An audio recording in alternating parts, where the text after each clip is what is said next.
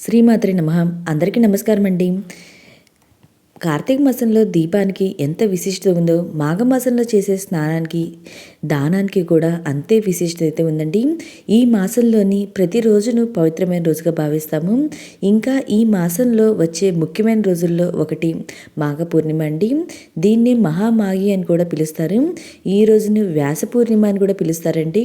అయితే ఈరోజు వీడియోలో మాఘ పూర్ణిమ ఈ రోజున వచ్చింది. పౌర్ణమి తిథి ఎప్పటి నుండి ప్రారంభమై ఎప్పటి వరకు ఉంది, అసలు మాఘ పూర్ణిమ యొక్క విశిష్టత ఏంటి, ఇంకా ఈ రోజున పూజ ఎలా చేసుకోవాలి, ఈ రోజున ప్రత్యేకంగా వెలిగించుకోవాల్సిన క్షీరదీపం ఎలా వెలిగించుకోవాలి అనే అన్ని విషయాలు కూడా ఈ వీడియోలో తెలియజేస్తాయండి.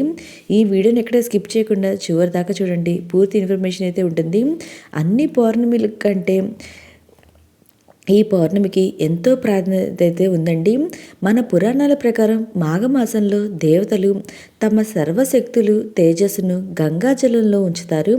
అందుకే మాఘ పౌర్ణమిని స్నానానికి ఎంతో గొప్పదానిగా భావిస్తారండి. ముందుగా ఈ మాఘ పౌర్ణమి ఏ రోజు వచ్చిందో తెలియజేస్తండి. పౌర్ణమి తిథి ప్రారంభం వచ్చి 2026 సంవత్సరం ఫిబ్రవరి 1వ తేదీ అనగా ఆదివారం రోజున తెల్లవారుజామున 5:47 ప్రారంభమయ్యి 2026 సంవత్సరం ఫిబ్రవరి 2వ తేదీ అనగా సోమవారం రోజున తెల్లవారుజామున 4:10 వరకు పౌర్ణమి తిథి అయితే ఉంటుందండి. మనం ఉదయం తిథి ప్రకారం మాఘ పూర్ణిమని నిర్వహించుకోవాల్సిన తేదీ వచ్చి 2026 సంవత్సరం ఫిబ్రవరి 1వ తేదీ అనగా ఆదివారం రోజున. ఈ రోజునే మనం ఉపవాసాలు, పూజా కార్యక్రమాలు, నదీ స్నానాలు, దానాలు, జపాలు ఇవన్నీ కూడా ఈరోజు నిర్వహించాలండి. మాఘ పూర్ణిమ రోజు దేవతలు మానవ రూపంలో భూమిపైకి వస్తారు. ఈరోజు వారు గంగా నదిలో స్నానం చేసి శ్రీ మహావిష్ణువును పూజిస్తారండి. మనం చేసిన పాపాల నుండి విముక్తి పొందాలంటే మాఘ పౌర్ణమి రోజు స్నానం చేయడంతో పాటు అదే రోజు దానం కూడా చేయాలి. ఇంకా ఈరోజు ఉపవాసం అయితే ఉండాలండి. ఇలా చేయడం వల్ల కోరికలన్నీ నెరవేరుతాయి అంటారు. అయితే ఈరోజు పూజ ఎలా చేసుకోవాలో నేను ఇప్పుడే తెలియజేసండి. ఇంకా ఈసారి ప్రత్యేకత ఏంటంటే ఈ మాఘ పౌర్ణమి అనేది ఆదివారం రోజు వచ్చిందండి. ఆదివారము అంటే సూర్య భగవానికి ప్రీతికరమైన రోజు. ఎవరైతే రథసప్తమి రోజు పూజ చేసుకోలేకపోయామో అనుకుంటున్నారో వాళ్ళు ఈ రోజైనా పూజ అయితే చేసుకోవచ్చండి. ఉదయం వేళల్లో సూర్య భగవానికి పూజ అయితే చేసుకొని సూర్యునికి అర్ఘ్యం అనేది సమర్పించి సాయంత్రం వేళల్లో లక్ష్మీదేవికి పూజ అయితే చేసుకుంటే చాలా మంచిదండి. పౌర్ణమి వేళల్లో లక్ష్మీదేవికి పూజ చేసుకుంటే చాలా మంచిది. ఈరోజు ఉదయాన్నే ప్రతి ఒక్కరు కూడా సముద్ర స్నానం అయితే ఆచరించండి. తలస్నానము, ఒకవేళ నదీ స్నానం కానివ్వండి, మీకు దగ్గరలో ఎక్కడ ఉంటే అక్కడికి వెళ్ళి స్నానం అయితే ఆచరించండి. ఒకవేళ అలా చేయడం కుదరలేదు అనుకునే వాళ్ళు మనం ఇంట్లో నీటిలోనే కొంచెం గంగాజలం ఉంటే అవన్న వేసుకోండి.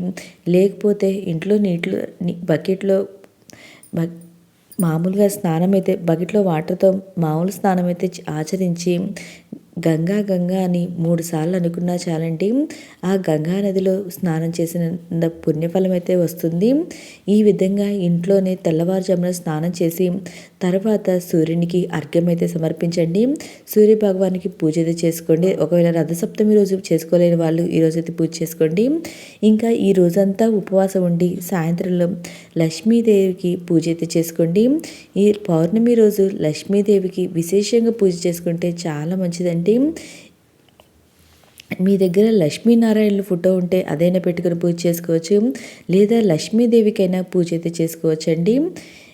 నేను ఒక పీఠం ఏర్పాటు చేసుకొని ఈ పూజ అయితే చేసుకుంటున్నాను. పూజా మందిరంలో అయినా ఈ పూజ అయితే చేసుకోవచ్చు, లేదా సపరేట్గా పీఠం ఏర్పాటు చేసేలా చేసుకోవచ్చండి. నేను ఇక్కడ లక్ష్మీ అమ్మవారికి ఫోటో పెట్టుకొని పూజ అయితే చేసుకుంటున్నాను. మీ దగ్గర విగ్రహమైనా పెట్టుకొని పూజ చేసుకోండి.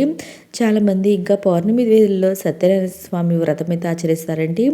మీరు ఆచరించాలనుకుంటే సత్యనారాయణ స్వామి పూజ అయితే చేసుకోవచ్చు, లేదా లక్ష్మీ అమ్మవారికి పూజ అయితే చేసుకోవచ్చండి.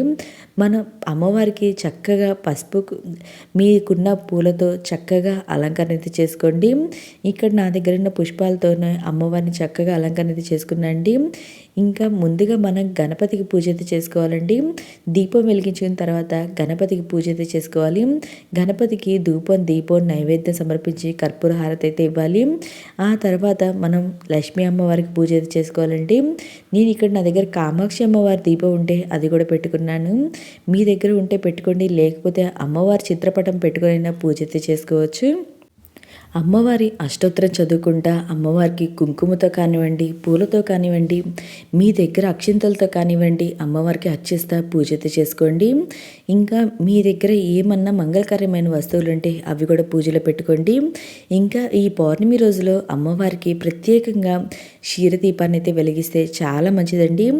ఈ క్షీరదీపాన్ని ఎలా వెలిగించుకోవాలంటే మనం ఒక గిన్నెలో కానివ్వండి, ఒక స్టీల్ది కానివ్వండి, గ్లాసుది కానివ్వండి, లేదా ఇత్తడిది కానివ్వండి, ఒక చిన్న గిన్నెలాగా తీసుకొని దాంట్లో కొన్ని పాలు అనేది పోసుకొని వాటిపైన కొంచెం ఆవు నెయ్యి అనేది వేసుకొని ఒక తమలపాకుకి హోల్ లాగా అనేది పెట్టుకోవాలండి.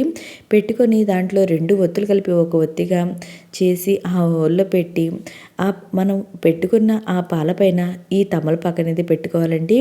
పెట్టుకొని మనం ఏకహారతో కానివ్వండి, అగరబత్తితో కానివ్వండి ఈ దీపం అనేది వెలిగించుకోవాలి. ఈ క్షీరదీపం ఎలా వెలిగించుకోవాలో ఆల్రెడీ మన ఛానల్లో వీడియో అయితే ఉందండి. నేను లింక్ అనేది డిస్క్రిప్షన్లో ఇస్తాను, ఒకవేళ ఇంట్రెస్ట్ ఉన్న వాళ్ళు చూడండి. ఇంకా ఈ రోజున లలిత సహస్రనామం పారాయణం చేస్తే చాలా మంచిదండి. మీకు చదవడం వస్తే చదవండి, లలితాదేవికి లలిత పారాయణం చేయండి, లేకపోతే వినడం అన్నా చేయండి. ఇలాగే చేసుకోవాలని ఏం లేదండి. మీరు సింపుల్గా దేవుడి మందిరంలో దీపం వెలిగించుకొని ఆ లక్ష్మీ అమ్మవారి అష్టోత్తరం చదువుకున్నా పర్వాలేదండి. నేను చూపిస్తున్న విధంగా ఇలాగే పూజ చేసుకోవాలని లేదు. మీకు కుదిరితే చేసుకోండి, మీరు చేసుకోగలిగితే చేసుకోండి. ఒకవేళ చేసుకోలేము అనుకునే వాళ్ళు ఏంటంటే మనం పూజా మందిరంలోనే దీపం వెలిగించుకొని అమ్మవారి అష్టోత్తరాలు చదువుకుంటా అమ్మవారికి పూజ చేసుకున్నా చాలండి. ఆ తల్లి సంతోషపడతారు. మనం పూజ ఎలా చేసుకున్నాం కదండి, మనకున్న వాటిలో ఆ తల్లికి ఎలా భక్తి శ్రద్ధలతో పూజ చేసుకున్నాం అనేది ముఖ్యము.